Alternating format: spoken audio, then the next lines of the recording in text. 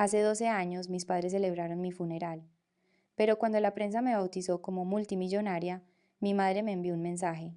Cena de emergencia a las 7. No llegues tarde. Así que me presenté con mi abogado. Y con una orden de desahucio. Antes de sumergirnos en esta tormenta, dejadme un comentario y decidme, ¿cuál es esa mentira que os contó vuestra familia y que jamás podréis perdonar?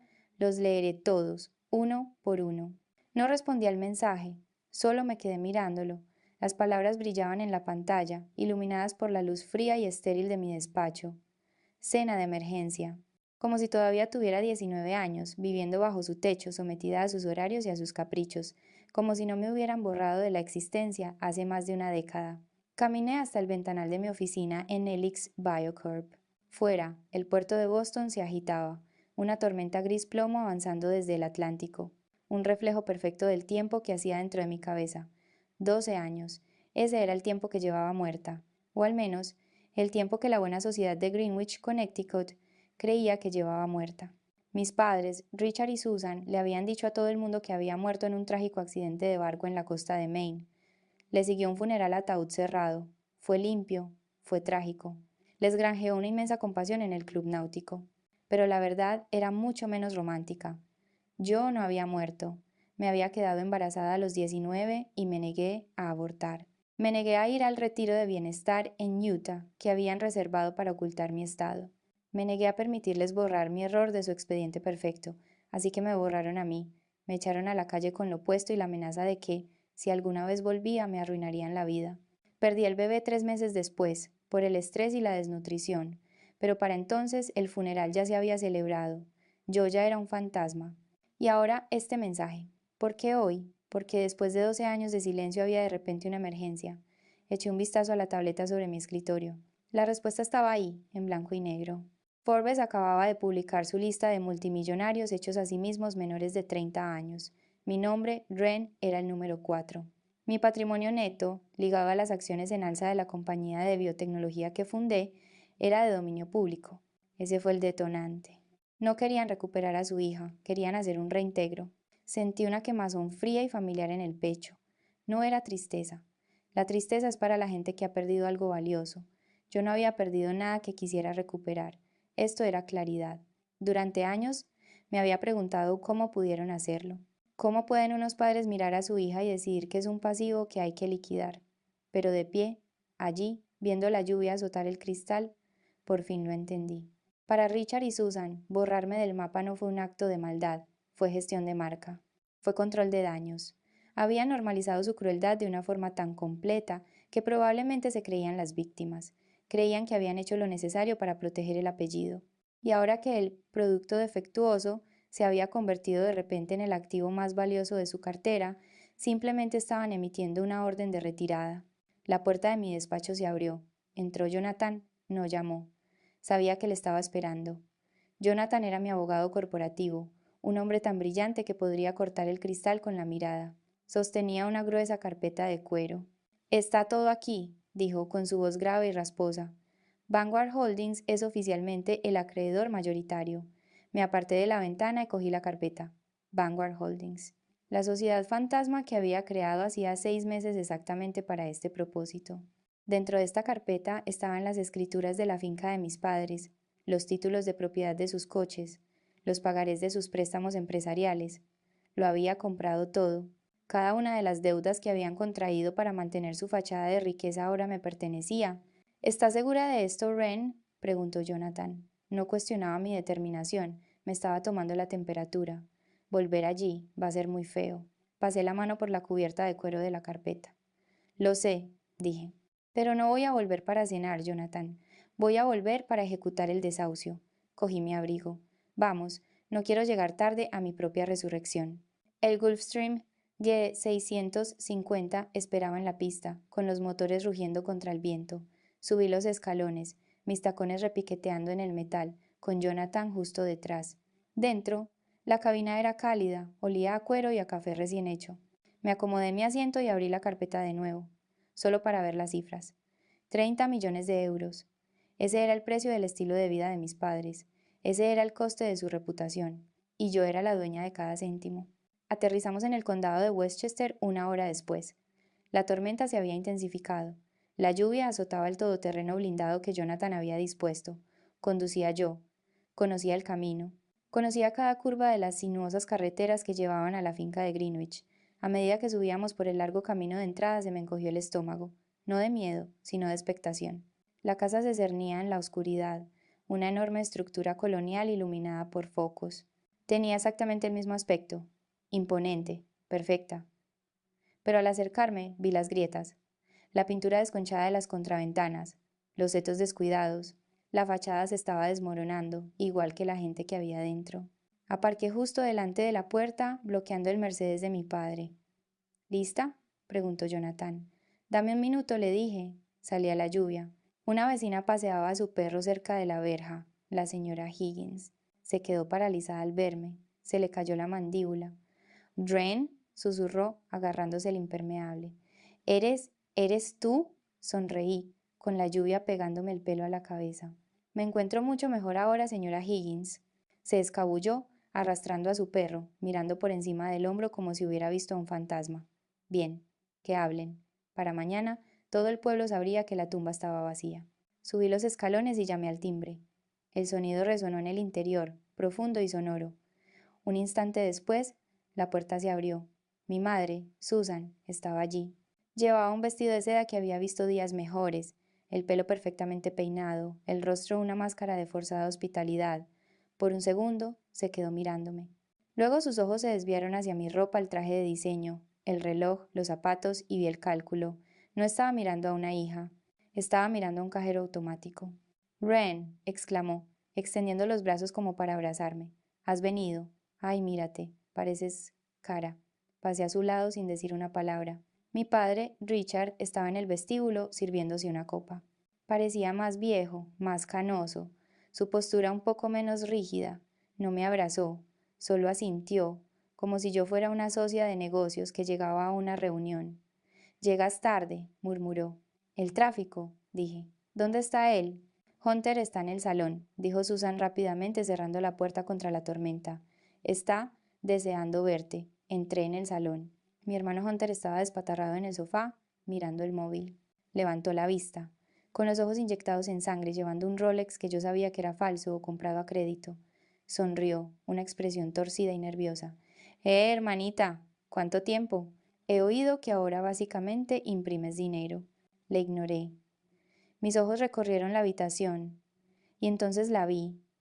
En un rincón, en una silla de ruedas de espaldas al fuego, estaba la abuela Rose. Parecía frágil, más pequeña de lo que recordaba. Me acerqué y me arrodillé a su lado. «¿Abuela?». Giró la cabeza lentamente. Sus ojos, nublados por la edad, se abrieron de par en par. Extendió una mano temblorosa.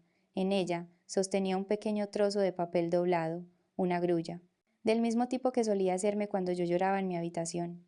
Un símbolo de esperanza, un símbolo de supervivencia. Sabía que iba a venir. Nunca me había olvidado. «Ren», susurró, «mi pajarito». Le cogí la mano conteniendo el repentino escozor de las lágrimas. «Estoy aquí, abuela, estoy aquí». «¿La cena está servida?», anunció Susan alegremente desde la puerta, dando una palmada. «Vamos todos, tenemos tanto de qué hablar». Me levanté, apretando la mano de la abuela una última vez. «Sí», dije, con voz gélida. «Desde luego que sí». El comedor era una clase magistral de riqueza performativa. Las copas de cristal brillaban bajo la lámpara de araña, atrapando la luz en arcoíris fracturados. La cubertería era pesada, las servilletas de lino, pero la comida era de la tora, un catering tibio, probablemente encargado con descuento. Ocupé mi asiento junto a Jonathan. Frente a mí, Hunter ya se estaba sirviendo vino, su mano temblaba lo justo para hacer tintinear la botella contra la copa. Richard se aclaró la garganta golpeando su copa con el tenedor. El sonido fue agudo, exigiendo atención. «Un brindis», anunció, poniéndose en pie. «Por la familia, por volver a estar completos». Levantó su copa mirando alrededor de la mesa con una sonrisa ensayada que no le llegaba a los ojos. «Hemos pasado por tiempos difíciles, sí. El mercado cambia. Pero nos adaptamos, sobrevivimos. Y ahora, con Ren de vuelta, somos más fuertes que nunca». «Por el legado», repitió Susan levantando su copa. Yo no me moví, no toqué mi copa, solo le observé. «Hablas de legado, Richard», dije, mi voz cortando sus murmullos. «¿Pero cuál es ese legado exactamente? ¿El de las mentiras? ¿O el de las deudas? La mesa enmudeció. El camarero se quedó helado en el umbral. No hablamos de dinero en la mesa, siseó Susan, su sonrisa flaqueando. ¿Por qué no? Pregunté. Es la única razón por la que estoy aquí. No finjamos lo contrario. No me invitasteis porque me echarais de menos. Me invitasteis porque visteis mi nombre en una lista. Eso es muy hiriente, sollozó Susan, secándose unos ojos que no estaban húmedos. Te invitamos porque es una emergencia, porque la familia permanece unida. Una familia que le dice a la gente que su hija está muerta no tiene derecho a jugar esa carta, dije. Richard golpeó la mesa con la mano. Basta, hicimos lo que teníamos que hacer para proteger a esta familia. Tú nos abandonaste. Te largaste a jugar a ser científica mientras nosotros nos quedamos aquí haciendo el trabajo de verdad. ¿Trabajo de verdad? Levanté una ceja. ¿Es así como llamas a llevar la empresa a la ruina? Yo levanté esta empresa, rugió Richard. Yo mantengo a todos los que están en esta mesa. Creaste una mentira, dije. Y esta noche la factura ha llegado. Richard le hizo una seña al camarero para que se fuera. Despejen la sala, ladró. Déjennos solos. El camarero se escabulló. Incluso Hunter parecía incómodo, con la mirada perdida en su vino. Bien, dijo Richard sentándose pesadamente. Hablemos de negocios. La empresa está atravesando una crisis temporal de liquidez. Los bancos se están mostrando poco razonables. No entienden el legado de la firma. Necesitamos un préstamo puente. ¿De cuánto? Pregunté. Quería oírle decirlo. 8 millones, dijo Richard, solo para pasar el trimestre, para reestructurar. 8 millones, el doble de lo que esperaba. El descaro era sobrecogedor. 8 millones, repetí. ¿Y qué obtengo yo a cambio? Vuelves a ser una hija, dijo Susan, inclinándose hacia adelante, sus ojos brillando con una esperanza maníaca. Anunciaremos tu regreso. Diremos que fue un malentendido, una medida de protección. Puedes recuperar tu antigua habitación. Podemos volver a ser una familia. Me estáis vendiendo mi propio nombre, dije, maravillada por su delirio. Me estáis vendiendo un asiento en una mesa que ya está hundida. Es una inversión, insistió Richard. La empresa tiene activos, solo el patrimonio inmobiliario. El patrimonio inmobiliario está apalancado al 120% de su valor, interrumpió Jonathan leyendo desde su tableta. La maquinaria de la fábrica está obsoleta, el inventario no se ha vendido, y hay multas pendientes de la SEC por pérdidas no declaradas. ¿Quién coño te crees que eres? Le espetó Richard a Jonathan. Soy el tipo que ha hecho los números, replicó Jonathan con calma. Ren, por favor, suplicó Susan. Somos tus padres, te dimos la vida. No significa nada eso. Significa todo, dije. Significa que sobreviví a vosotros. Me puse de pie. Queréis 8 millones de euros para arreglar vuestros errores. Queréis que os rescate para que podáis seguir fingiendo que sois la realeza de Greenwich, pero tengo una contraoferta. La habitación se sumió en un silencio sepulcral. ¿Una contraoferta? Preguntó Richard, con un atisbo de esperanza. Antes de daros mi oferta, dije, tengo una pregunta. Sé por qué ha desaparecido el dinero. No fue solo el mercado, no fueron solo los malos negocios. Miré a Hunter. Se encogió en su silla. Liquidaste el fondo fiduciario médico de la abuela Rose el año pasado. 350.000 euros, desaparecidos. Susan ahogó un grito. ¿Cómo sabes eso? Porque lo comprobé, dije. Robasteis a la única persona inocente de esta familia. Le robasteis sus cuidados para pagar los honorarios legales de Hunter después de que le detuvieran por conducir borracho, para pagar sus deudas de juego. Era un préstamo, gritó Hunter. Iba a devolverlo. ¿Con qué? Espeté. No tienes trabajo, no tienes futuro, eres un parásito. Me volví hacia Richard. Ese dinero era para su atención de enfermería, para su dignidad, y lo gastasteis en abogados y casinos. Sois unos monstruos. Richard me miró con puro odio. Hicimos lo que era necesario. No, dije. Hicisteis lo que era fácil, y ahora se ha acabado. Miré a Jonathan. Enséñaselo. Jonathan se levantó. Ya no parecía un invitado a cenar. Parecía un verdugo con un traje a medida. Cogió la pesada carpeta de cuero y la dejó caer en el centro de la mesa. Aterrizó con un golpe sordo y pesado que hizo temblar la cubertería. La abrió. Préstamo número 7842, leyó Jonathan en voz alta, su voz desprovista de inflexión. Hipoteca principal de la finca de Greenwich, adquirida por Vanguard Holdings el 14 de agosto. Préstamo número 3391, línea de crédito comercial para la planta de fabricación, adquirida por Vanguard Holdings el 2 de septiembre.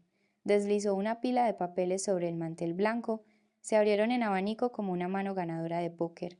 Pagaré por la renovación del ala este, adquirido el martes pasado.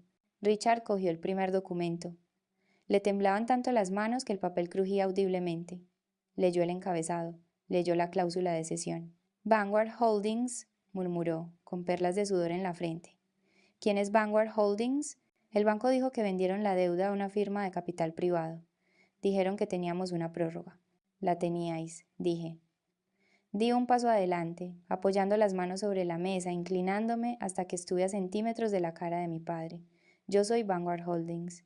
El silencio que siguió fue absoluto. Fue el vacío antes de una onda expansiva.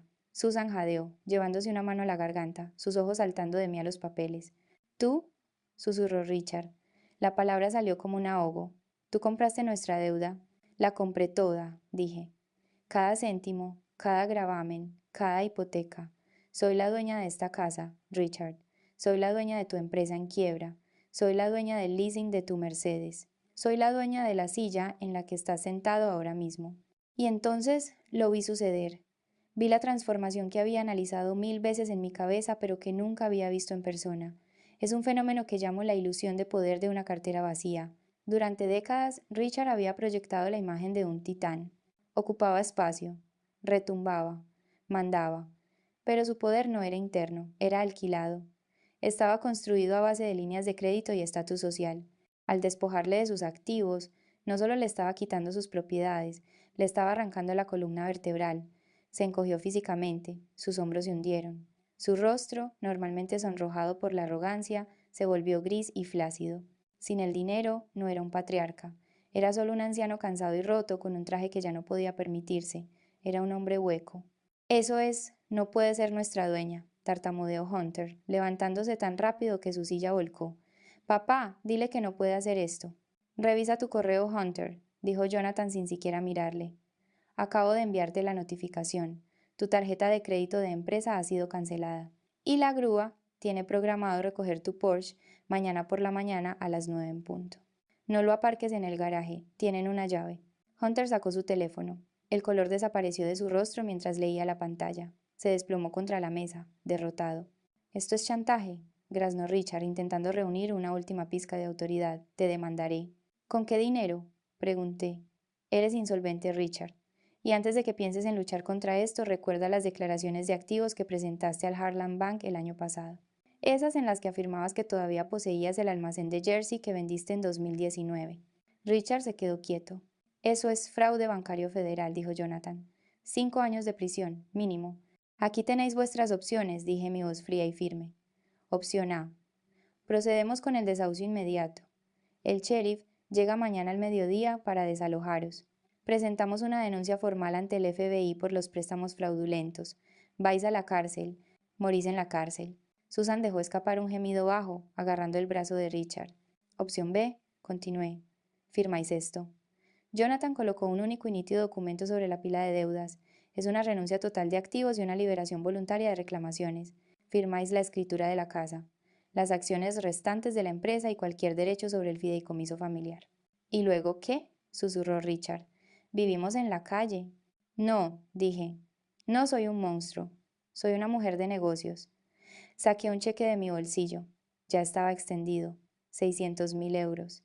Suficiente para comprar un pequeño apartamento en Boca Ratón. Suficiente para desaparecer. ¿Desaparecer? Susurró Susan. Os vais de Greenwich, dije. Os vais de la costa este. Os vais a algún lugar donde nadie conozca el apellido Reed. Y nunca, jamás os volvéis a poner en contacto conmigo o con la abuela Rose.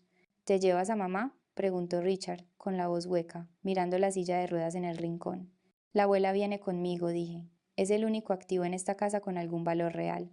¿Y si no firmamos? Desafió Richard tratando de encontrar una última pizca de influencia. Entonces lo quemo todo, dije. Os arruino públicamente, os meto en la cárcel, y os dejo sin nada, ni un céntimo. Miré mi reloj. Tenéis 5 minutos, el piloto está esperando. La habitación estaba en silencio, a excepción del aullido del viento afuera. Richard miró fijamente el documento.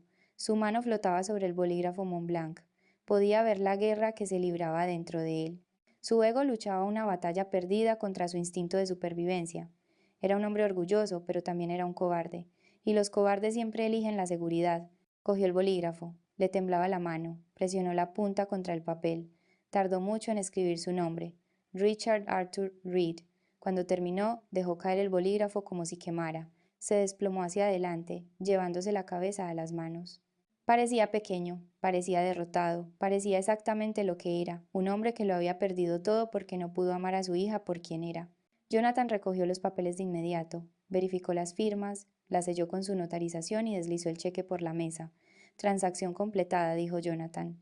Tenéis hasta mañana al mediodía para desalojar las instalaciones. Las cerraduras se cambiarán a las 12:01. Me acerqué a la abuela Rose. Lista para irnos, abuela. Sácame de este infierno, dijo con una voz sorprendentemente fuerte. Agarré las manijas de su silla de ruedas. No me despedí de mis padres. No volví a mirar la cena arruinada. Simplemente me di la vuelta y empujé la silla de ruedas hacia la puerta. Jonathan la mantuvo abierta. El viento aullaba, una ventisca en toda regla ahora. Pero cuando salimos al porche, el frío se sintió diferente. Se sintió purificador. Ayudé a Jonathan a subir a la abuela Rose a la parte trasera del escalé. Estaba envuelta en mantas, parecía un pajarito, pero sus ojos brillaban. ¿Estás bien? Le pregunté mientras le abrochaba el cinturón. Estoy bien, dijo. Extendió la mano y me apretó la mía. Le viste la cara. Hacía 20 años que no me divertía tanto. Me reí. Fue una risa real que brotaba de mi pecho. Me senté en el asiento del conductor, puse el coche en marcha y me alejé. En el espejo retrovisor vi la casa por última vez. Mientras nos alejábamos, los temporizadores de los focos debieron de llegar a su límite, o tal vez se fundió un fusible. De repente, las luces de la finca se apagaron. La casa se desvaneció en la negrura de la tormenta. Han pasado 6 meses desde aquella noche. La casa de Greenwich se vendió a un promotor que la derribó. Mis padres se mudaron a ese pequeño apartamento en Boca Ratón. Un abogado me dijo que se divorciaron 2 meses después. Están vivos, pero la dinastía Reed está muerta. En cuanto a mí, estoy sentada en el patio de mi nueva casa en el Valle de Napa. La abuela Rose está podando sus rosales cerca. Ha ganado peso. Sonríe todos los días. Aquí el sol es cálido. La gente me dice que fui fría. Dicen, ¿cómo pudiste hacerle eso a tu propia sangre? Dicen que debería haberlos perdonado porque la familia es la familia. Pero me he dado cuenta de que esa es una mentira que nos contamos para tolerar el abuso. La familia no es biología. No es ADN. La familia es la gente que te protege cuando eres vulnerable. Richard y Susan no eran familia, eran captores biológicos. Desahuciarlos no fue un acto de crueldad, fue una cirugía. No destruí una familia, extirpé un tumor maligno para salvar el tejido sano. Me salvé a mí misma, salvé a la abuela. Tomo un sorbo de vino y miro el atardecer. He recuperado mi nombre, he recuperado mi vida, y lo más importante, tengo la verdad. Me llamaron monstruo por echar a mis propios padres. Pero decidme, ¿acaso daríais calor a una serpiente que ya os ha mordido una vez? Si os ha gustado esta historia de justicia, por favor dadle a me gusta y suscribíos y decidme en los comentarios. ¿Se merecían lo que les pasó? Nos vemos en la próxima.